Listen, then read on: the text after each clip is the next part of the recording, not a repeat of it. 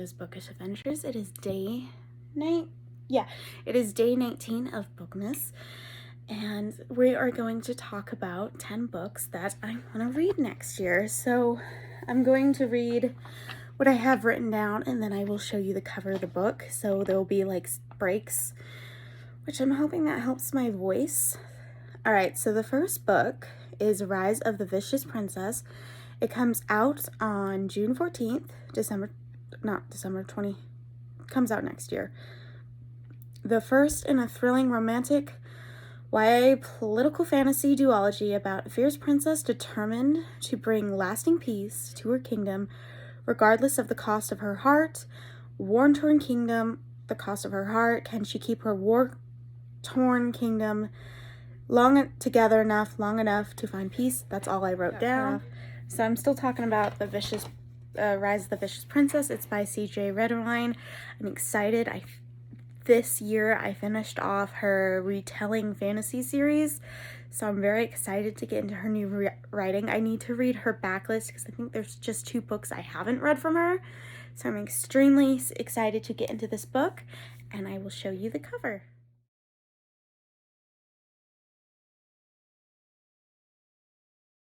For book 2, it is Flip the Script. It comes out on May 31st. The first rule of watching K-drama is never to fall in love with the second lead.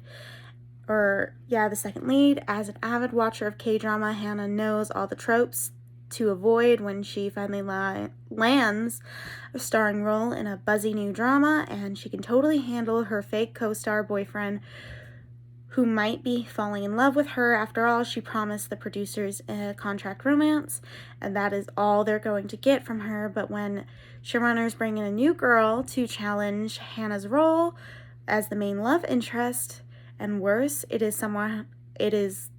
probably messed that up when I was writing it. Interesting and worse, it is someone Hannah knows all too well. Can Hannah fight the position on the show while falling for her on-screen rival in real life? Sounds really interesting. I know it's her second book coming out, I believe. I think I read her first book this year. I believe I did. I think I have a vlog for it that I did, so I will show you the cover after this.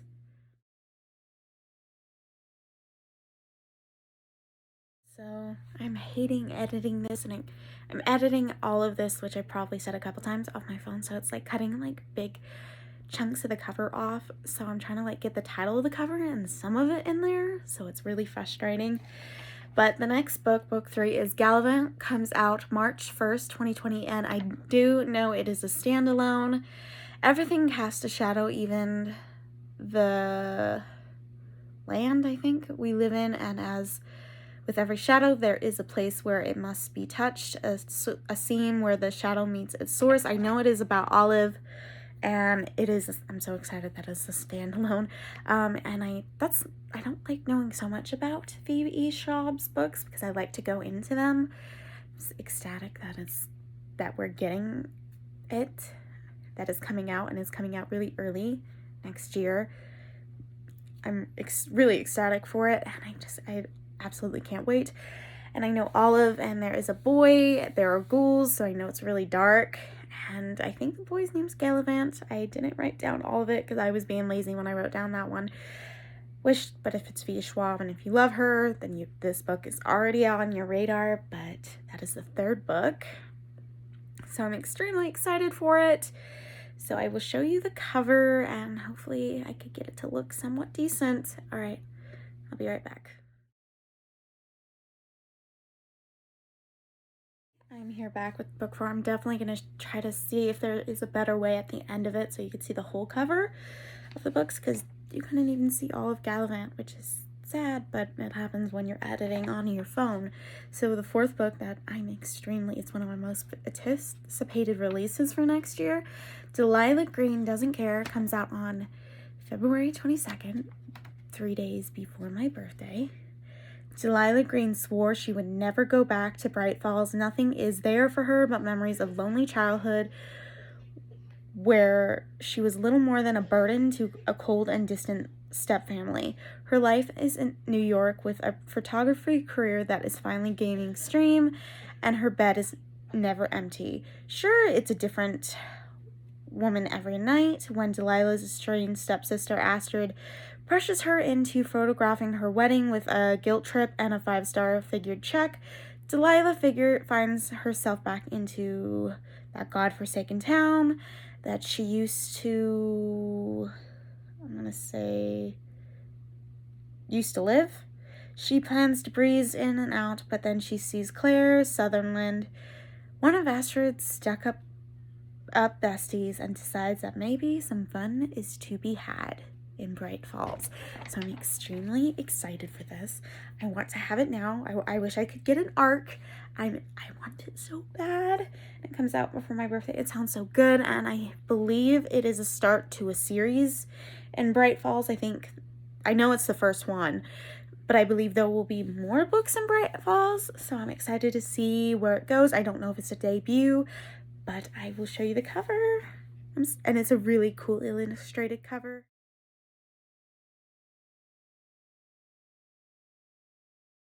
Book 5 is not a new release, but it's just a book I did not get to before the end of the year. So it's All of Us Villains. The blood moon rises, the blood veil falls, 2 tournaments begin. Every generation, at the coming of the blood moon, 7 families in the remote city of Livermouth, I probably wrote that wrong, each a new champion to compete in a tournament to the death. The prize, exclusive control over the secret wellspring of high magic, the most powerful in the world. So that's all I wrote about that. And I know it is by Amanda Foody and one other author, and the cover is really cool. It's black and red, and it looks extremely good, and I absolutely want to get into it, and I just cannot wait for it.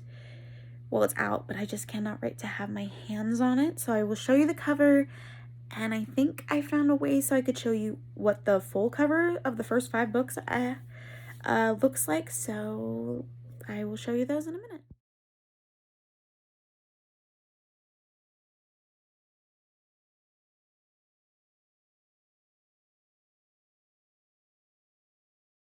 So hopefully that shows you the covers better. Book 6, that I believe it just came out this November. Dreams lie beneath. A curse plagues the realm of, I'm so gonna mess this up, Azanor. During the new moon, magic flows from the nearby mountains and bring nightmares to life. Only the magicians who serve as the territory wardens of small towns. But when 2 magicians challenge her, she unwittingly draws into a century-old conflict. She seeks revenge as she secretly gets closer to Phelan. One of the handsome young magician's secrets begin to arise. Sorry, it takes a minute for this to get the seconds. So the main character name is Clementine. It is a fantasy romance. It is YA. I'm extremely excited about it. I believe it's a love triangle, and it just came out this month in November. I'm pre-filming this, so I'm very ecstatic. I'm filming this the last day of November because it was the last video I did not pre-film.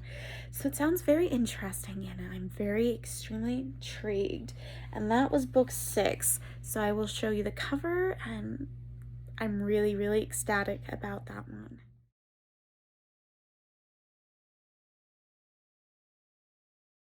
I'm back with book 8, and it's Bad Girls Say Die. Yeah, it says Bad Girls Never Say Die.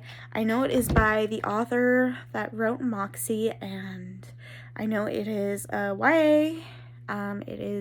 There's romance in it, it's feminism, there is a thriller and a mystery. So I'm really excited about that aspect. I don't think I talked about Moxie in any of these videos. I absolutely loved Moxie. I read it this year, but I listened to the audiobook, and that narrator really, really, really, really made me happy. It was extremely good as an audiobook, so maybe I will attempt to see if there is an audiobook I could get off of Libby with this one. So Eve Barnes is a bad girl. So are all her friends. They are that sort who wear bold makeup, laugh laugh to be loud, and run with the boys. Most of all, they protect their own against the world. So when Eve, or it's like Evie, is saved from a sinister encounter by a good girl from the right side of the tracks, every rule she's always lived by is called into question, and that's kind of all I wrote. It sounds really good, and the cover really looks good. I love the cover.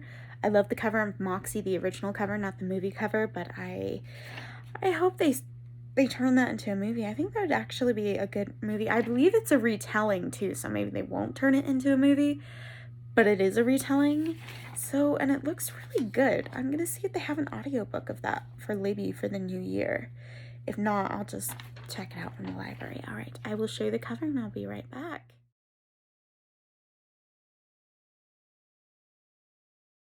My throat is getting really sore, but we are on book 9. I did not get to read this one, and it is a new release, and I believe it is a fan fiction between like 2 Star Wars characters or something. I might be wrong about it, but it is the Love Hypnotize. Dyslexia is so hard to say. As a third-year PhD candidate, Olive Smith doesn't believe in lasting romance or relationships, but her best friend does, and that's what's got her into this situation, convincing Anne that Olive is dating and well on her way to happily ever after. That was always going to take more than hand-weary lie. Mind tricks. Scientists require proof, so like any self-respecting biologist,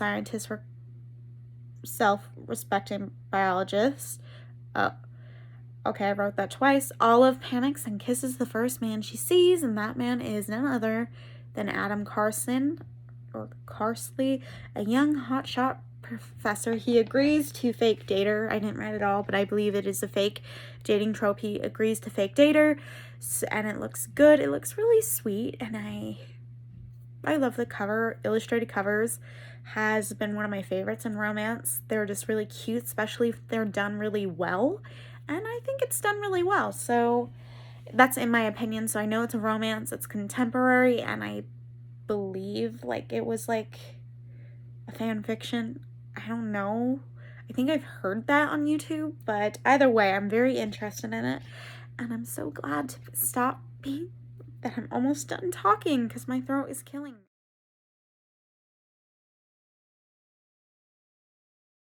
Book 10, so I'm extremely excited about that. Certain Dark Things. I know it is a YA. I know it is an urban fantasy. I believe it has mythology in it. Let's read what I wrote. Welcome to Mexico City, and an oasis is a sea of vampires.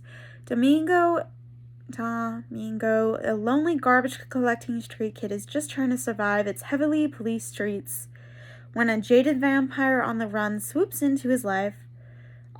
Alti, the descendant of Aztec blood drinkers, is a smart, beautiful, and dangerous. That is all I wrote. I'm actually extremely excited to see how that's done, because vampire has been done over with a lot of books, especially in YA. But for it to be mythology, that actually sounds really exciting. And the cover is so pretty that I almost bought it just for the cover, but I held off, so kind of wish I didn't, but because of how interesting it sounds, but it actually sounds really good. That is it for this video. I will show you the cover, and then I will try to show you what all the books of the rest of the 5 books I talked about look like. That is it for day 19. Please comment down below any books, like top 10 or like any books that are so high up onto your, could be a new release or a release that you just didn't get to this year that you want to read for next year. Please let me know in the comments. I will see you next time. Bye.